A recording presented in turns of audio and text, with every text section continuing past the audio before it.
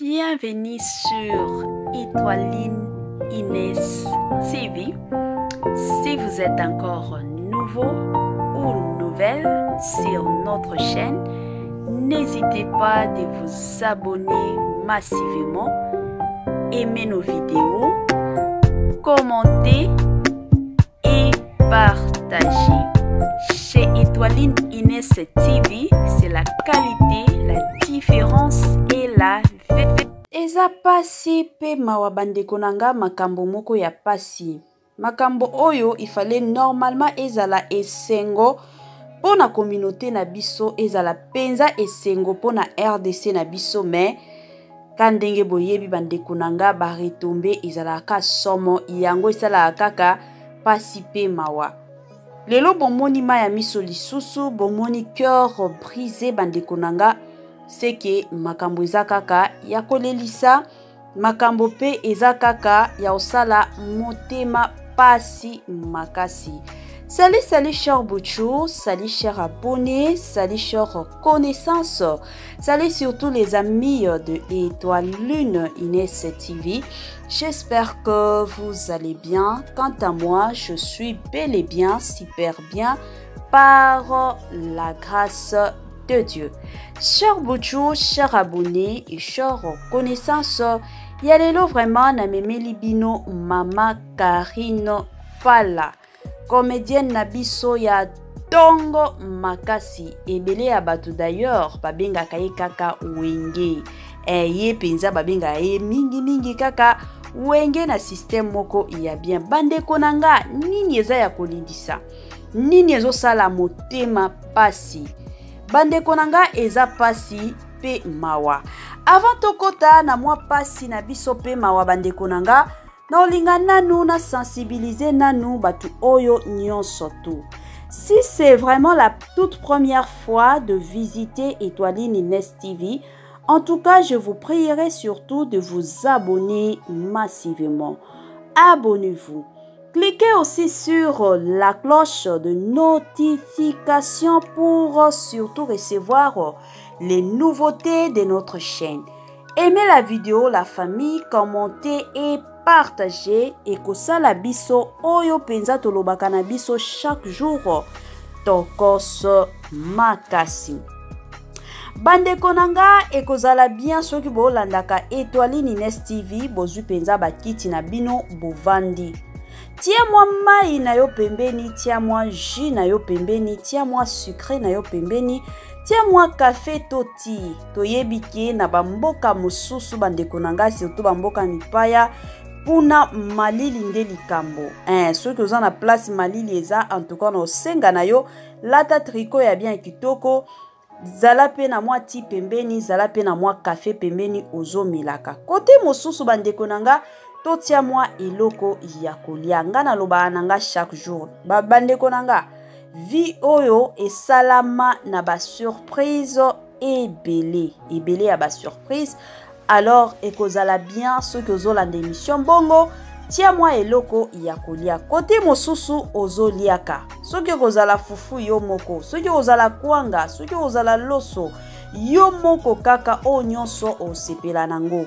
Kote mosusu ozoliaka, kote mosusu ozomelaka, kote mosusu matisa pe volume na système moko ya bien, kote mosusu pe landa Étoiline Inès TV na système moko ya tokos makasi.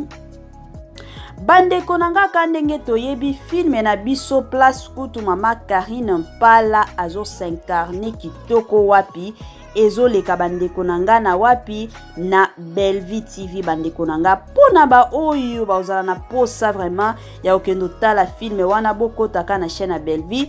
Titre filme eza éducation bandeko nanga, filme mo kitoko wapi filme moko eye kote ya biso makambo ebele oyo penza to ignoraka na vi bandeko nanga. Kuna nde makambo kendo tala bandeko bosala partage, botia ba commentaire na bino na ndenge ya bien. Filme mosusu bandeko nanga, filme moko ya kitoko ya na titre ya Vipère na chaîne surtout ya ye moko Mimi Kabeya bandeko nanga. na sengi na bino surtout ba couple ceux que yebike aussi au bali au kota déjà na ndako libala to ozona ba préparatif ya obala bande konanga bokendo tala film wana eza film moko eye kola musa bato ebeyele eye pe ko éduquer bato ebele eza na babilo mosusu elekana na mariage hein? La plupart des femmes ba vivra kana ignorance ya makasi to la plupart des hommes ba vivra kana ignorance ya makasi siko film wana ekoya kola musa biso mwa muke o banomo na ba makamu mususu o ezalaki ba signe moko na mona ki na film wana eyepe esungiyo bokende kuna pe na mimika be ya bandeko nanga bokendo tala film bosala partage kaka ndenge ezalaka na système moko ya tokos makasi bandeko nanga tozonga nanu na makambo ya Karine mama Karine Mpala na pesaka mama oyo respect ya makasi parce que aza mama moko parmi nos comédiennes elle est parmi le maman oyo ba se respectaka mingi makasi ami pesaka pe valeur ke aza mwasi ya libala na pesaka ye valeur ya makasi ye kutu na mobali na ye bango nde ba pare na couple ya tonton da Costa na mwasi na ye pona ba o ba ye bakate bango nde ba parrain ya tonton da Costa bandeko nanga makambo eza pasi pe mawa kandenge na utaki koloba makambo eza ya pasi na comédienne na biso ya tongo na kombo ya mama Karine Mpala ebele ya bato babengaka eka wenge nini ezoleka bandeko nanga ki mutema na mabe na communauté na biso ezoleka tozolekisa na ki mutema mabe na biso toza na mutema mabe moko mal placé ona koti koloba to mal contrôlé motema mabe moko bandeko nanga na yebite motema wana eutaka wapi. Il y a pas longtemps, na mariage à Tantine Coquette Sasa, à qui d'ailleurs je salue en passant, bandeko nanga na mariage na ye muto tongela ki bilamba c'était mama Karine Mpala. Tantine Coquette azalaki tellement joyeuse et contente na bilamba o batongela ye. Asepela ki ye moko kutu muto pona ki na ye modèle na ye alingaki eloko moko ezala unique. Mais ba audio ya somo bandeko nanga eleka na ba réseaux sociaux pas possible. Mama Karine Mpala afingama. Il y a de ces personnes au ba salela ye ba audio d'ailleurs émission wana na salaki yango na chaîne abiso. Soki bo kiti na ba ni vidéo il y a de cela 3 mois bo mona émission wana ezalaka. Ba finga ki mama Karine Mpala ki ayeba kotonga bilamba te boye ya ye kaka nde atonga kitoko me bato mosusu atonga kitoko te ma finga ezalaki ebele to yaki to salaki kanenge to salaka intervention na biso to salaki analyse na biso yango makambo wana ekitaki mwa muke et du coup to ekomona kaka ba ekopesa mama Karine Mpala trophée ya meilleure femme artisane. Bandeko nanga trophée wana muto akendaki ko remettre ya ye trophée wana c'était le président Félix Tshisekedi à qui d'ailleurs nous saluons en passant aussi bandeko nanga ye muto akendaki ko remettre ye bandeko ha communauté na biso kandenge na lobaka yango batu mosusu batunaka congolais ba fabrika ye na matière nini yango ba mosusu pe balobaka ke non satana pinza azalaka congolais na Congo na biso communauté na biso toza na motema mabe moko pas possible eloko oyo elingaki ezala eloko oyo il fallait biso nyonso to sepela na mama Karine Mpala parce que eza fierté ya mboka bandeko mama Karine Mpala oyo kobanda lelo azala modéliste lelo azala comédienne vie na ye ezalaki facile te. C'est une femme forte et une femme battante. Et surtout, mutu oyo azosala pekeno makamwa mama Karine kendaka pe liboso lelo c'est son mari. Aza wana azo soutenir ye. Mais ole biso to yaka to encourager mama oyo. Ole mama oyo to tia ye neti exemplaire, une femme exemplaire. Na mboka na biso. Mais bako chola bazo chola ye batu bazo chola ye na niveau moko pas possible bandeko na nga tanka ba posta na ba Facebook ndenge ba postaka ba tie na ba TikTok et sali polémique na niveau moko pas possible. Tant de personnes bakomi ko finga mama oyo ke no yazonga kasima te makambo nyonso il faut kami kotisa. Moi c'est zalaka boité, moi c'est zalaka boité. Bandeko oyo eza génération mosusu toloba nanu. Oyo eza génération mosusu bandeko na ngai. Na tango ya kalawana basi ebele babando pesa opportunité mingi ka mobali do babando tiaka mibali bango ne basala misala nyonso foka mibali ata soki musala ezaki mwasi pe akoki kosala mais na tango ya kalawana bakoko na biso ezaki kaka mibali basala ngo yango tomonaki na bata wana la plupart ya mibali bazalaki na basi kilikili.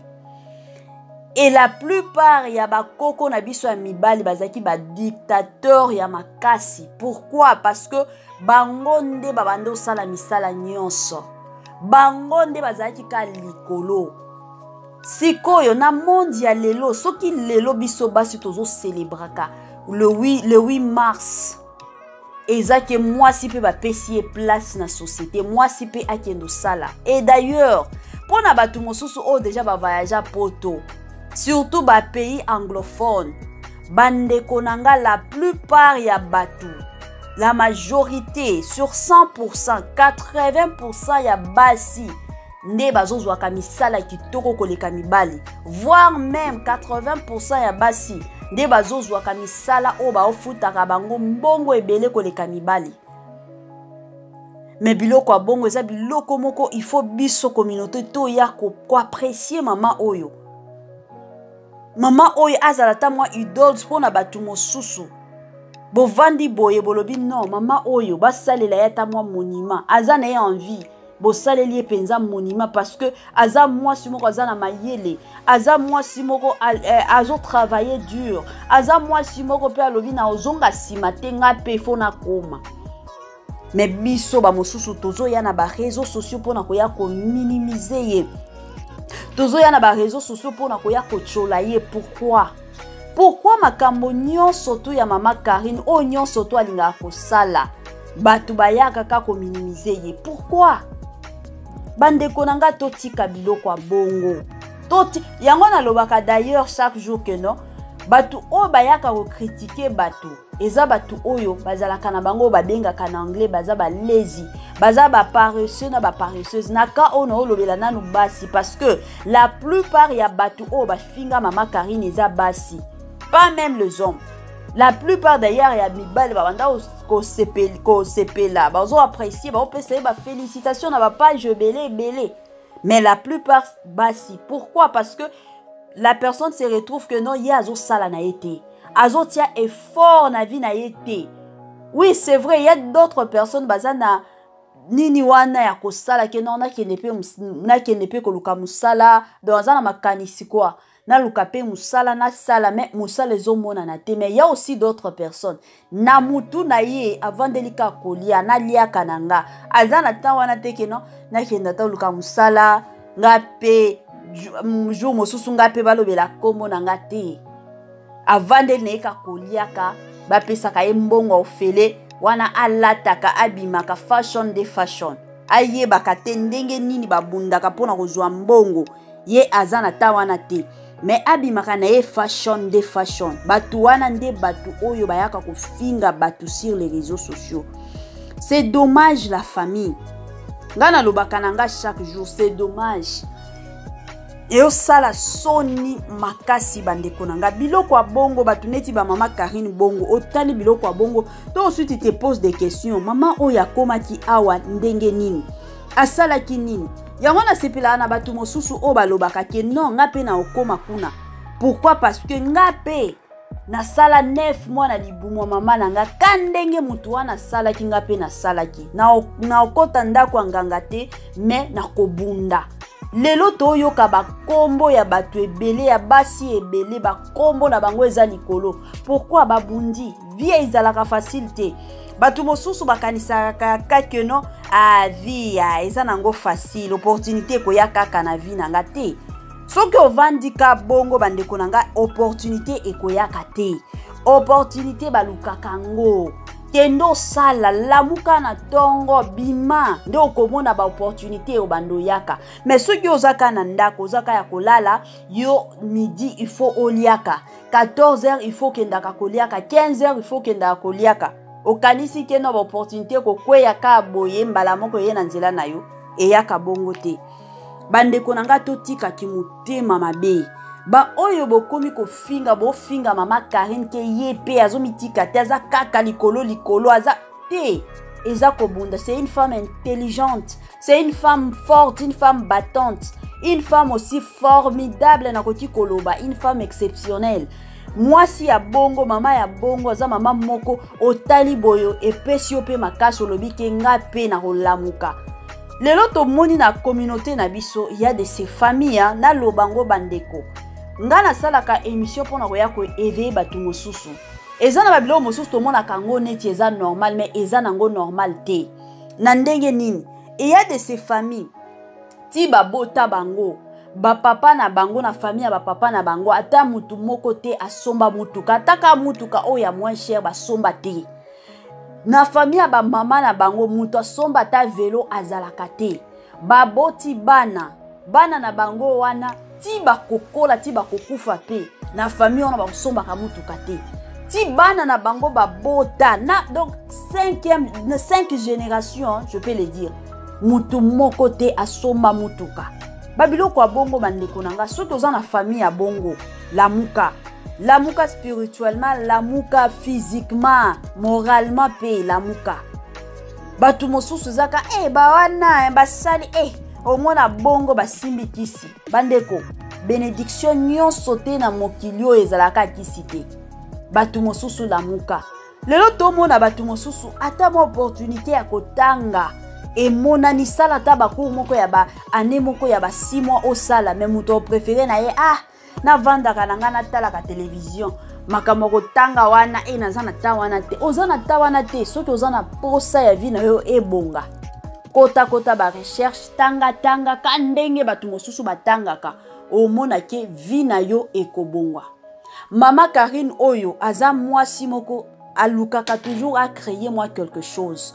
Tomonaki awa bakaroka asalaki organisation wana c'était wow, c'était très beau ezalaki kitoko basi ya bongo eza basi moko ya koya lelo oye penza o encourager ye oye penza o beteli ye maboko oye penza o soutenir ye oye penza lobi ke non mama oyo to betele maboko basi ya bongo nde basi o to luka na Congo na biso toza na besoin ya batu o neti ke non muke soki amoni muto asali makambo ye foka kota na ba réseaux sociaux pona koya ko finga ye foka kota na ba réseaux sociaux po ya koloba loba bandeko nanga to longola ba bizaleli wana to longola ba bizaleli wana monde ya lelo eza monde moko eza civilisé monde ya lelo eza monde moko ya batu oyo bazo raisonnaka yango bomona batu mosusu ata soki ake epai moko boye omoni soki bakomi ko sala mwa makambo moko ya bakomi ko sola makambo moko eza série balongoli yo